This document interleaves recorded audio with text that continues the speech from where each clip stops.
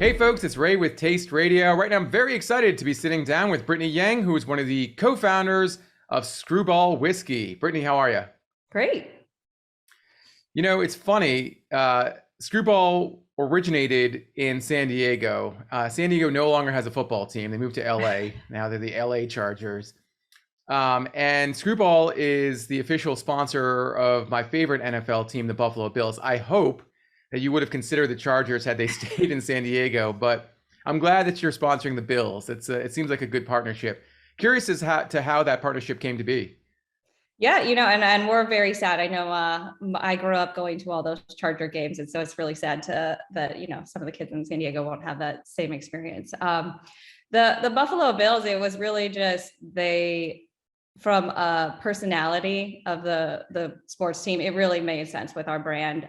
They've been doing amazing things with what they did. I mean, we just saw last season what happened, and so it really made sense. The Bills Mafia and all of that, and we got the everybody behind it, especially with the new markets with Canada launching, and they have a huge Canadian following as well. So it was a perfect fit. And it's good they've outlawed the jumping from vans into those collapsible tables. I think more than a few people got hurt. Like it's surprising that more than a few people would have gotten hurt doing that, really. But that's not a good look if you're one of the sponsors and they're all banged up on Skrewball. Not jumping into tables and whatnot. Yes, so it's responsible fun is what we sell. Yes, indeed. Let's talk about your background and that of your husband, who is one of the other co-founders of Skrewball Whiskey. You have a background in chemistry, in law, your husband in hospitality. So I think between those three things, you guys are set up pretty well to start a brand like this. But talk a bit about your backgrounds and why you decided to enter the spirit space. Yeah, no, and it's actually kind of funny that you say it suits us well, because it was I think a lot of people didn't see the connection, right, between our backgrounds and where we ended up. But so I started I think I'll back up a little bit. My husband and I actually we started dating in high school. We met in elementary school, so we've been together for a very long time. So his story and my story are kind of intertwined from that perspective. So I helped him when he was actually helping his family launch their first restaurant. And so I worked closely with him while I was pursuing my degree in chemistry. I did a master's in chemistry. Then I went on to law school and started practicing pharmaceutical patent litigation, which seems like it could be farthest from launching a whiskey brand. But I always connected with my husband. He had a restaurant that was really a beacon of the community. We had really focused on bringing the community together, being a place for people to kind of come and welcome everybody. And so we had kind of gone on different paths, and I think that had really taken us apart from where we had started, right? He was getting home at 4:30 in the morning. I'm leaving. I worked with people on the East Coast. I'm going and starting at 4:30 in the morning for my job. And so we're ships passing in the night, and we were expecting our first daughter, and we're looking at each other and saying, this is not going to work. I mean, we can make it work. But we had both kind of built these separate dreams, and we really needed to bring those together. And we remembered our time working together and building the restaurants together was one of the best times that we had in our relationships and the success that we had there. And so we really kind of had to look at ourselves and what we were doing and basically start from scratch, right? I throw out my career. He ends up selling his restaurants, and us going all into this venture. Well, I mean, it's a great story, and I think entrepreneurship is one of those things where you do have to go all in. Yes. And you knew you wanted to start a business, but why, of all things, peanut butter flavored whiskey? Yeah, and that also kind of goes back to our stories together. So my husband, he one of the first foods, and he'll tell the story differently, but I'll give you the short version, which is he is So he's Chinese by descent, and he is was living in Cambodia, and he got polio. He came over as a refugee, similar to a lot of what we're seeing right now in the media. And when he did that, one of the first foods he had tried in America was peanut butter, and he fell in love with it. And as we were starting the restaurants, one of the signature cocktails became a peanut butter and whiskey cocktail. And it was something that I really saw a lot of, like, I mean, he saw the value, right, as a cocktail in the restaurant, but I saw a greater value to that. Just with the people we were bringing in that didn't like whiskey. Whiskey wasn't their normal go-to drink. They were like, I don't drink brown spirits. And I'd be like, just try it. And they really enjoyed it. They would be asking for a second one. So it was one of those things that I saw this opportunity greater than just a cocktail. And I think my husband and I always kind of had, hopes and desires. What we had built with supporting the community with the restaurants, we could only do so much. And this has allowed us to do that on a much greater scale. Now, at the time that you launched, there were a number of flavored whiskeys coming to market. I have to think, though, that there were some pretty odd glances when people heard about a peanut butter flavored whiskey. Yes, we use some cuss words when we describe what people's reactions were when they thought of peanut butter and whiskey. I don't think one of the things we always say is that people thought we were ruining their whiskey, or they thought we were ruining their peanut butter. They did not think the two things made sense. And to us, it had actually been a part of our lives for many years at that point. And so it was not unusual. And so it was always a wake-up call every time we had to explain that to everybody. But I think it was that there was a lot of things about the product that many people advised us we were kind of dead on arrival, and not in a negative way, right? They would say, like, you're a really nice couple and you have this young family, and we really just want the best for you. And this is like, we just don't want you guys to throw everything away. And they didn't see the value that it could ultimately become. The business is self-funded. You both left your jobs. You talked about the motivation to get into your own business. Obviously it's a very scary thing to start your own company. But there's a reason people call it a leap of faith. You had faith that this could work. Mm-hmm. Talk about your beliefs. Talk about the faith that you had that Skrewball could be a success.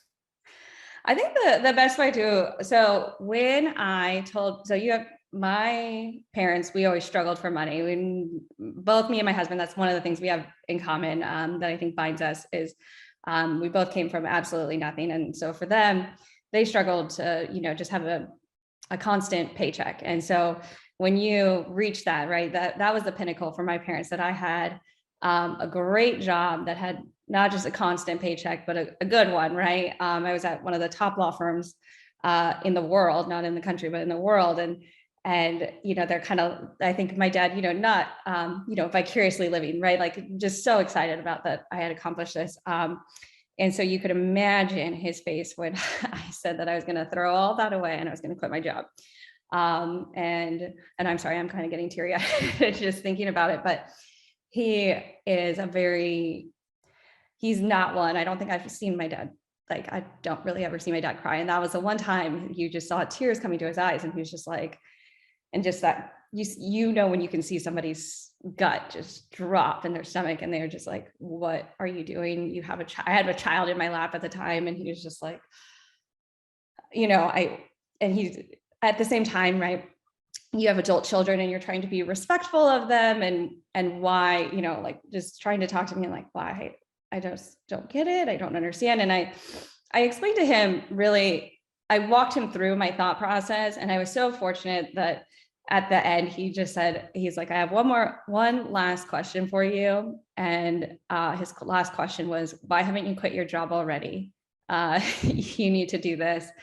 And the thing that I've told people that story before, but the thing I usually don't tell them is, like you said, the thought process, what I had walked him through. And I think a lot of times we talk about risk, and there's definitely a lot of risk in entrepreneurship. There's risk in everything you do, and there's risk in not taking that opportunity or working towards something. And I spoke to my dad and I said, look, I have worked so hard to have a master's in chemistry. I have a law degree from one of the top universities. I have worked my butt off to be where I am here today.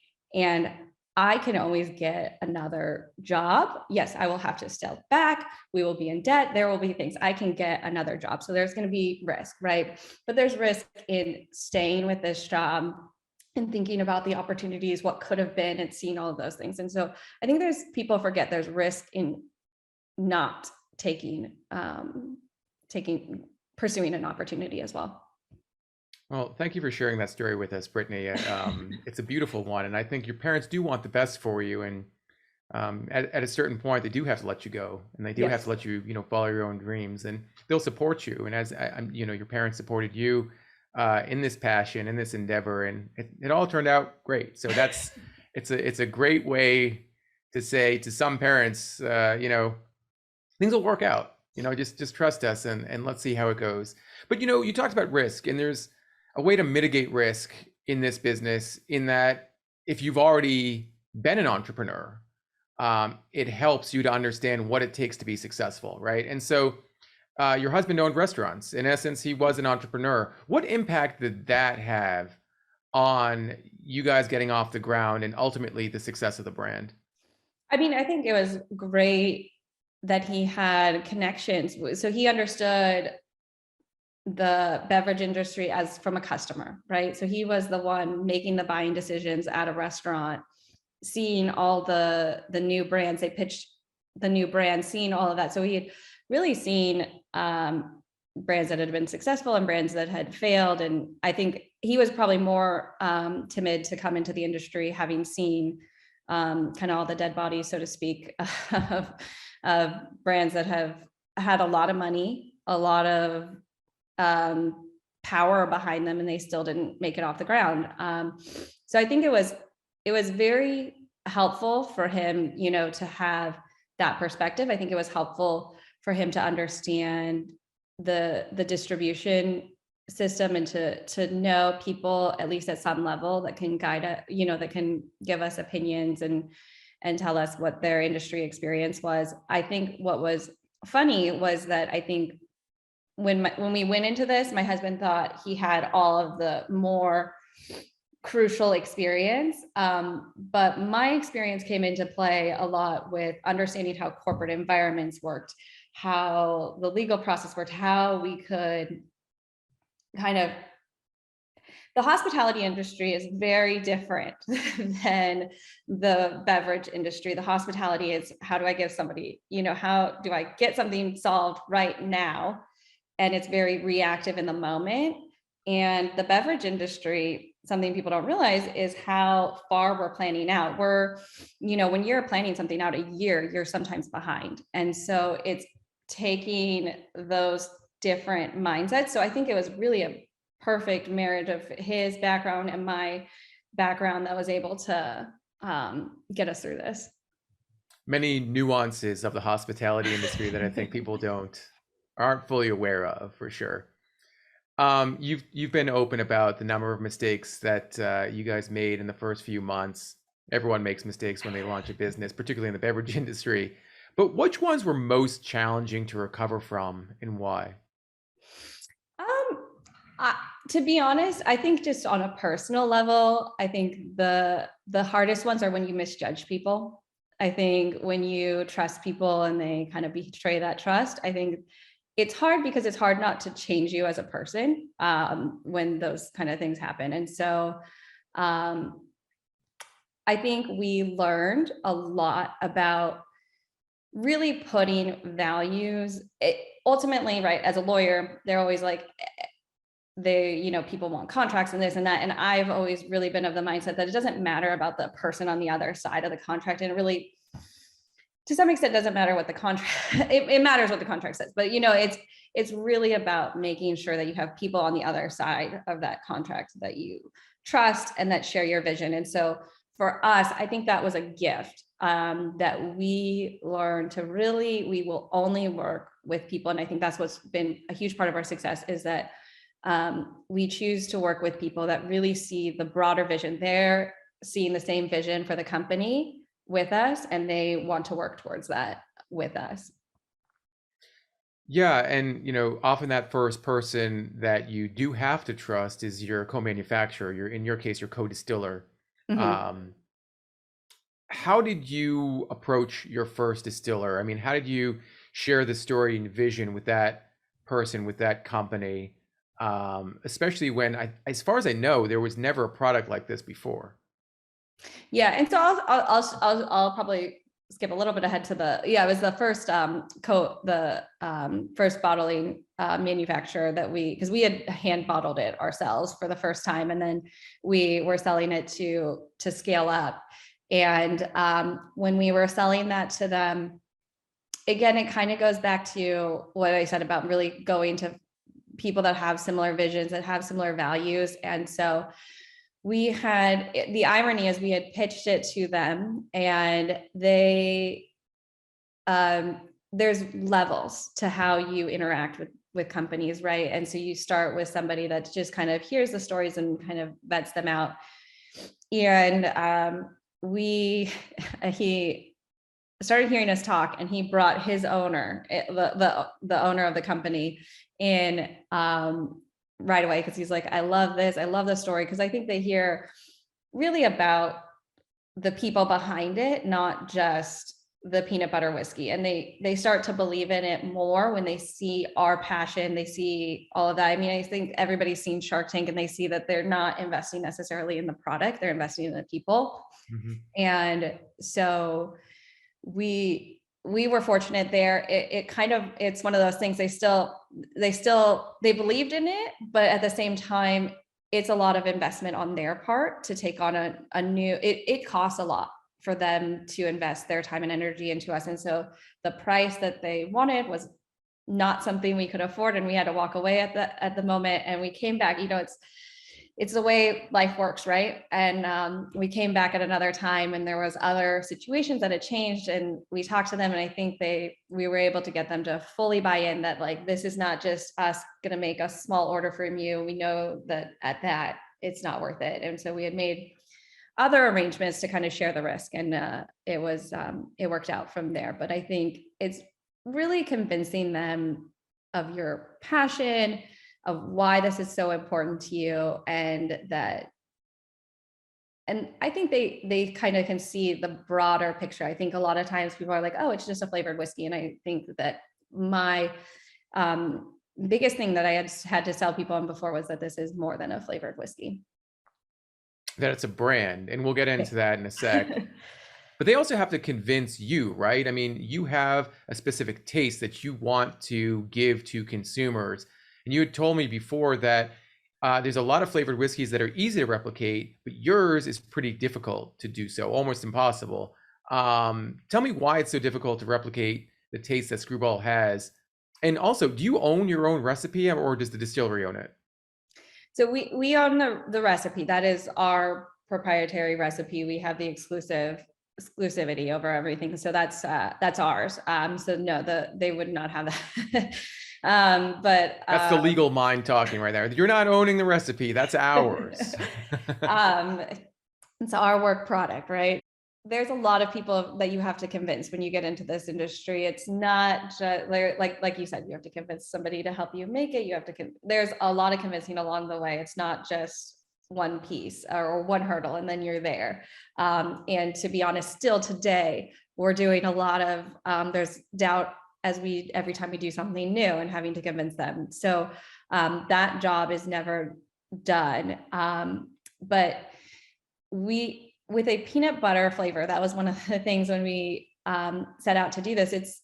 The cocktail itself was made with real scoops of peanut butter and whiskey, and that's not something that made sense to just put in a bottle. There was a lot of separation issues and other things that we would have had to deal with.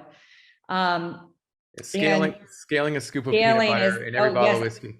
Yes, that was one of the my husband's big deterrent, because he had actually been to a place and they said, there's no way I'm ruining my lines with an allergen of all things, not just the consistency, but the allergen and all of this. So they were like, no way is anybody going to produce this for you.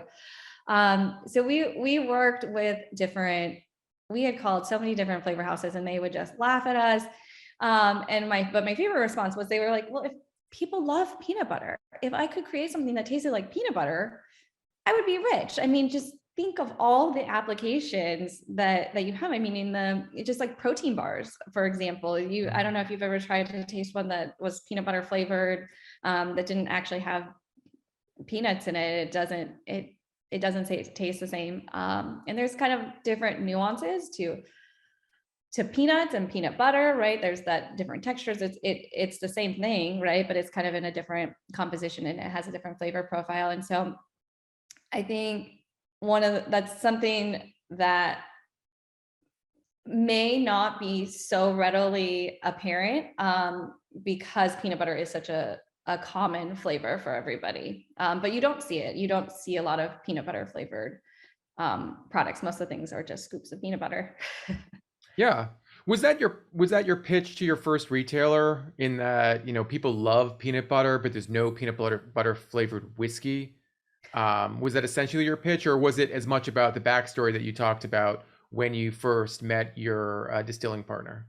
I think it's all of it, right? I think it's the product, it's the brand, it's everything. I don't think to me, I don't think that Skrewball would be where it is today if there was just the one singular aspect. And I think that's the beauty of the product that has bolstered its success, is that it has all of these other facets to it. And so it's, to me, I hate to ever single out one aspect and say, this is this is our pitch, right?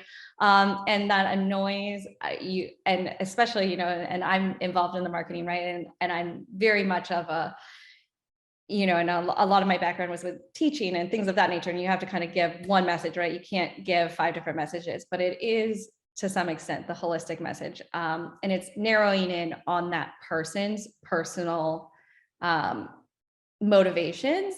So, and to be honest, when we went to the first retailer, they didn't even believe in it, and it was a local retailer, so it was at least somebody that so the local aspect, I think, definitely was a much more of a selling point for him.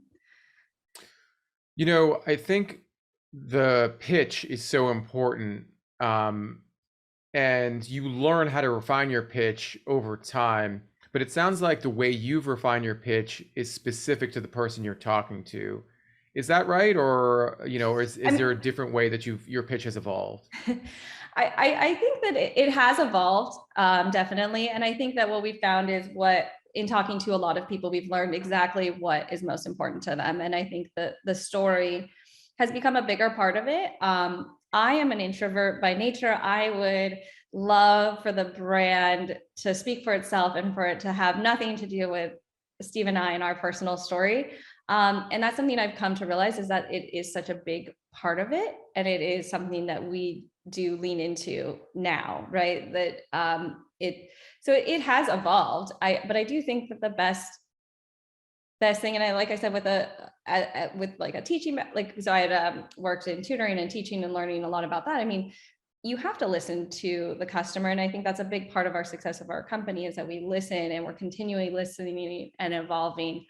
And if you're just talking and not getting any feedback, that's not a good conversation. And so I don't think it would be a good sales pitch either. Talking is important. Asking the right questions is really important as well. And going back to this issue of trust and knowing who to trust and why, the last time we spoke, you talked about trust equating to you asking the right questions, getting as much information as possible, and comparing their advice with your gut feeling. But the questions part of it, right? How do you know what questions to ask? You just get better as a person who asks questions, or I guess how do you get better at that process? I think that, well, I think you can evolve at anything. I do not believe you're static in everything. And I'm a constant learner. That's my thing. My husband and I have ADD in different ways, and I just love learning new things. And so it is something, you do get better at asking questions. I think that people ask a lot of direct questions, and direct questions get a lot of times canned responses. And so I think you have to think about how you can get at those things without asking, like, do you value trust or honesty, right? Like, everybody's going to say yes, right? But ask. Well, side note, I did talk to a real estate agent once, a real estate broker. He said honesty is really not that important. I'm like, okay, wow, I guess there's one person in the business Yes. world who thinks this way. So, but you know, because they know what you want to see, right? Like they'll say what you want to hear, and they're listening, like you said, like we talked about, they're listening and hearing what we want them to say.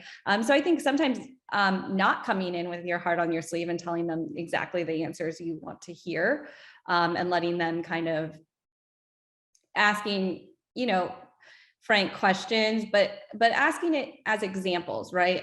As things in certain situations, asking about their partnerships, asking about, you know, you learn a lot from the relationships they have with other people. And so asking about the other partnerships they have, what's worked with those partnerships, what hasn't worked with those partnerships.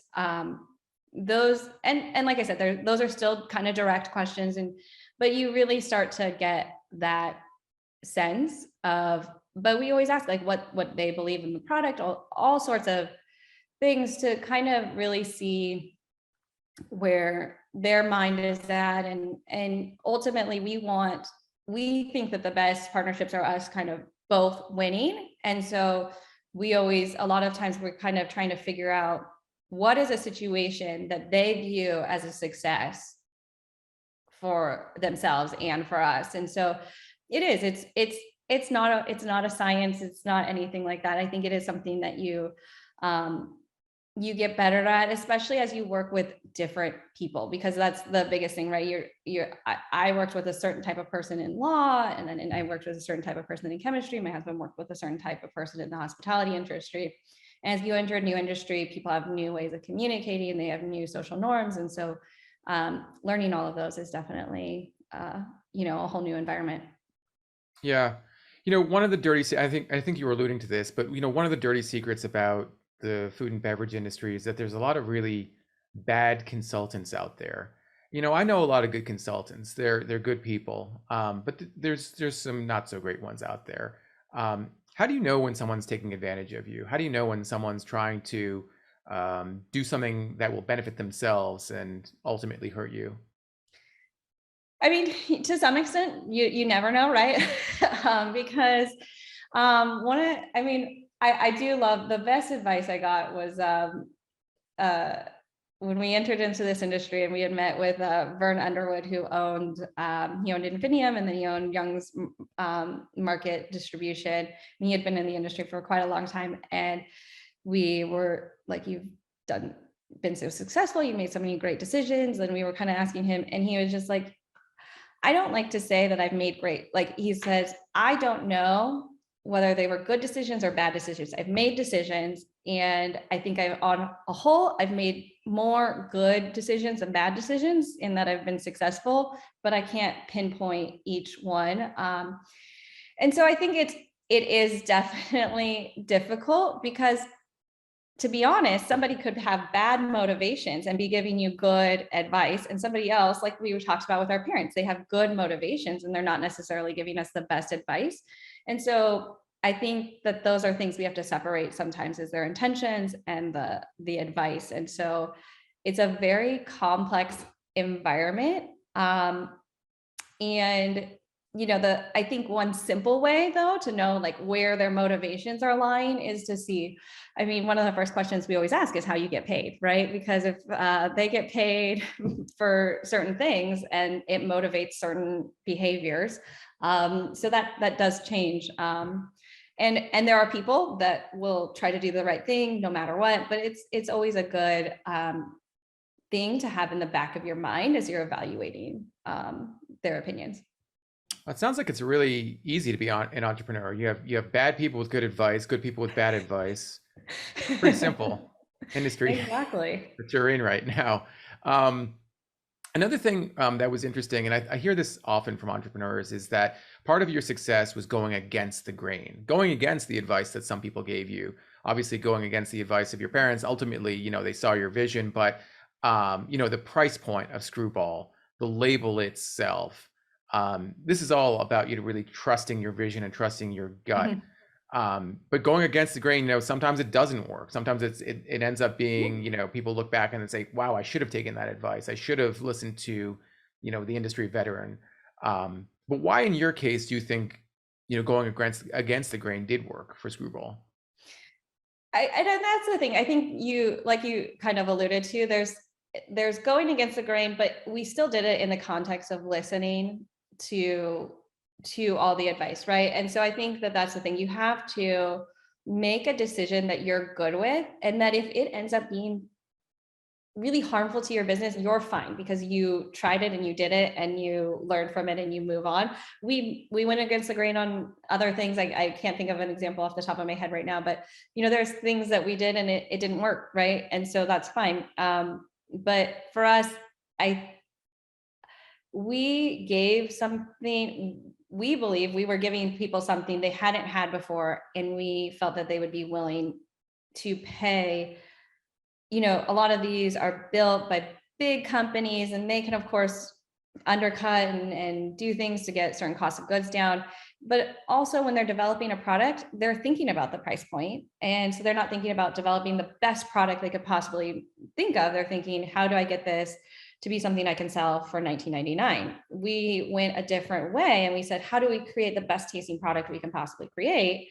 And then the price dictates itself. And so it was just a different mentality. And I think that served us well. And people today, I think there's also a lag between common industry advice and where the customer is going. And people today, we were ahead of it, but now we see there is a premiumization of liquor and beverage, of people wanting to pay for quality drinks that they enjoy. And so we were fortunate, our gut was telling us I as a customer would pay to get something better tasting, and I would pay a little bit more for it. So, it's not good to put yourself in a in a box where you're not hearing it. It's putting yourself where you can justify that, you can articulate why you are not following the customary advice. It also helps when you have a great brand. You've mentioned the word brand a number of times. We haven't talked about where the name Skrewball came from or what it represents. Let's talk about that and how it resonated with your customers, your consumers. Yeah. So I'm sure. So when you're naming it, it is probably, I think that is the most difficult part of this whole process. And I'm very, when we're naming our children, right, it takes it's like all of us testing it out and doing all these things. And so you're with this white space, and that is actually the scariest part, because there's nothing really on there to tell you which direction to go and to build this brand. But I think one of the things that probably my experience as a chemist and a lawyer, one of the things is you really break it down to the elements, and you really look at what are we looking at the core and what is this really about. And so the cocktail itself was created in the restaurant, and I really wanted to capture the restaurant personality that we had created. And my husband, having lived through polio and being a refugee and all of this stuff, he was somebody who really loved to create a celebratory environment for people. And he loved to take chances on people. I know he had people, there was one instance, there was a guy who was homeless. He was a young man who was homeless, and he gave him a job, cleaned him up, helped him get a place and do all these things. And he's become a great employee for us. We've had people that look all sorts of ways, and they work for us. And so I really wanted to capture that personality and that environment. And at the same time, we all come together because we're all different personalities and we all enjoy having fun. And so for me, the name really actually came, I think, in the most lawyerly way of I was looking at the thesaurus and I was like, okay, misfit and Skrewball came up. And as I was going through it, it really made sense. So the icon actually came first and the name came second. And so it was one of those things that I knew when we said the name and it was like, then it wasn't the right name. It was as soon as you know it when you feel it. And there was definitely people that did not like the name. They told us as such, but I would always ask the same questions, which was, I would come back and I would ask them, hey, do you remember that name I was talking about? So I wanted to make sure, one, they remembered it.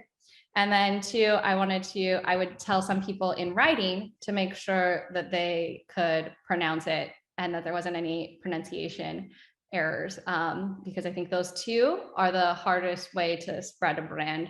I mean, there's exceptions, right? Chipotle, I think, has leveraged the fact that a lot of people can't pronounce it. And so that is part of their success, but not part of theirs, but you know what I'm saying? They've leaned into that. But for me personally, those were the two things that I looked at. Yeah, and despite using a K to spell Skrewball, I think there's plenty of people who probably still do use a K and would have used a K before and after now, if they're trying to Google your whiskey name. If you Google Skrewball Whiskey, you might find some negative things said about the brand, including, I think there was an article from Esquire, an Esquire magazine, that essentially read, "Skrewball is terrible." Now, people say there's no such thing as bad PR. And in your case, this was very true. Tell us about this story and how it actually ended up benefiting your brand. Yeah, so this was one of the first article. This was probably the first major publication that had come out and talked about it. And I think and that's the thing, we know what we are and we know what we aren't. And so, Skrewball is it's a great shot for people. But if you are a true whiskey purist, this is probably not going to be your cup of tea. We've converted a few, but there are some that, and so I think the person who had wrote it was more of a whiskey connoisseur, and so they did not like it, and they said it's terrible, but it's great on ice cream, and they loved that application. And so it was it's the way the world works, like you said. And the Today Show had actually picked it up, and they were like, oh, it's great on ice cream, let's try it out. And they wanted to do a segment. And so we had no idea. We're like, why is the Today Show? We were only available in San Diego. This wasn't worldwide. This wasn't like, they're in New York.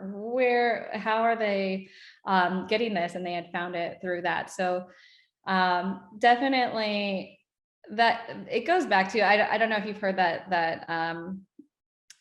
there's that, I forget what it's called, but it's the man with the horse, and there's a Chinese proverb about, it's called maybe, and he said, and they keep telling him, oh, you're lucky because you got this wild horse came to you, and he goes maybe, and then the wild horse breaks his son's arm, and he's like, oh, how unlucky. And he's like, maybe. And then they come to get people to come to war. And because he has a broken arm, he can't go to war. And he's like, oh, you're so lucky. And he's just kind of like, maybe. You never know where life is going to take you. And it's hard to categorize things as good and bad. And so that's really the way we try to look at our life. Yeah. Well, it seems like the Today Show appearance had a lot more of an impact than the Esquire article. What kind of an impact did you guys get? What kind of response did you get from that appearance?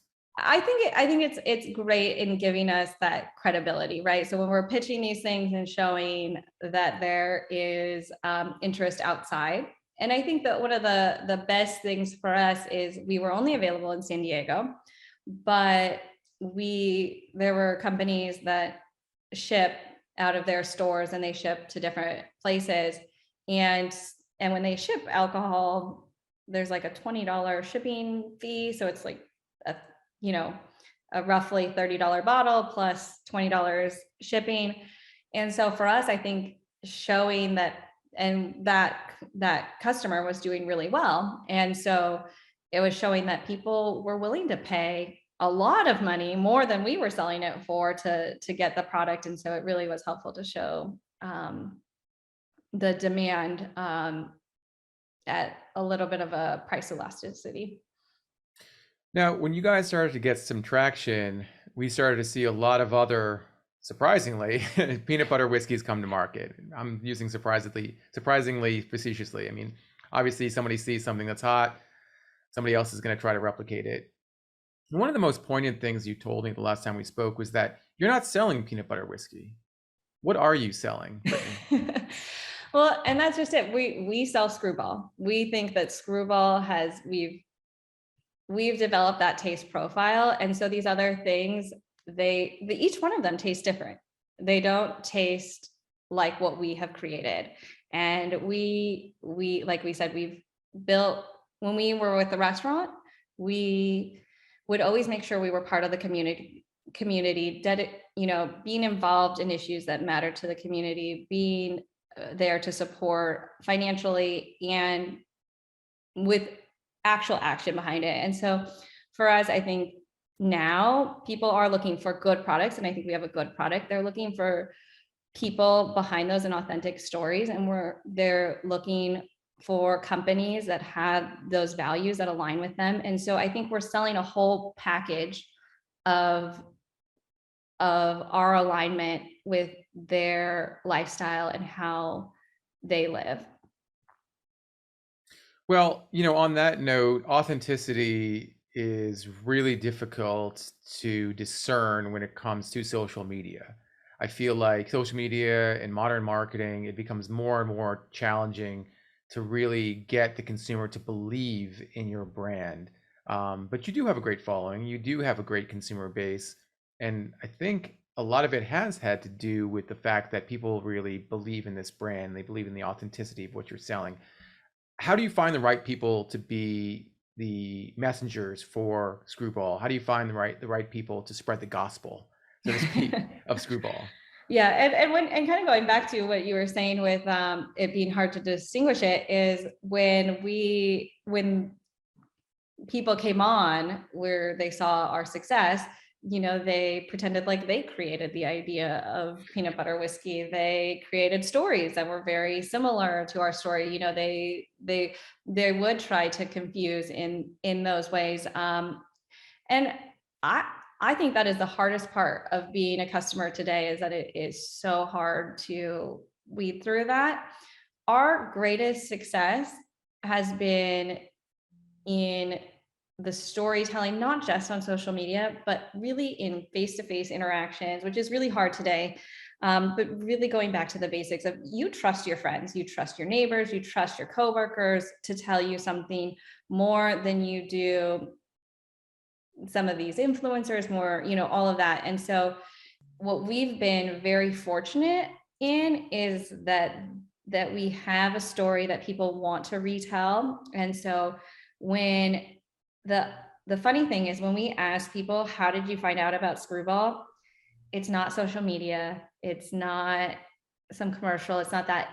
I found it from my neighbor, my coworker, my friend, all of these people really interacting, and they may know about the story, they may not. And so it's funny, like my husband and I, like we look very nondescript, and so we'll sometimes just be like, oh, this, like, we'll just even stand in front of it at the store and be like, oh, this peanut butter whiskey, I don't know. And see, and the greatest joy was actually recently, because for the most part, people don't know what it is. And this girl started telling us all about us and about our story. And it was so rewarding that. And so that was where we were seeing it. And so I think it's finding messengers that they trust, right? And so it's not us telling it, we do have to tell it on social media. That's like our website, right? Like that is a new extension of it. And so we have to tell it. But I think if you rely on that solely, I think that you're missing out on a greater opportunity. Well, this has been such a great opportunity for me to sit down with you, Brittany. Frankly, I didn't know what to expect when I first encountered Skrewball and the people behind it. I knew your story. There's all kinds of stories about the brand, some good ones and some ones that are a little less appealing, I guess I would say. But I think what is clear is that this is a great brand and it's a great company, and you guys deserve a ton of credit for seeing it through. Congratulations on everything that you've accomplished to this point. I know there's still a long runway for the brand, and I'm excited to see where you guys go from here. Well, thank you. We appreciate it. Thank you, Brittany.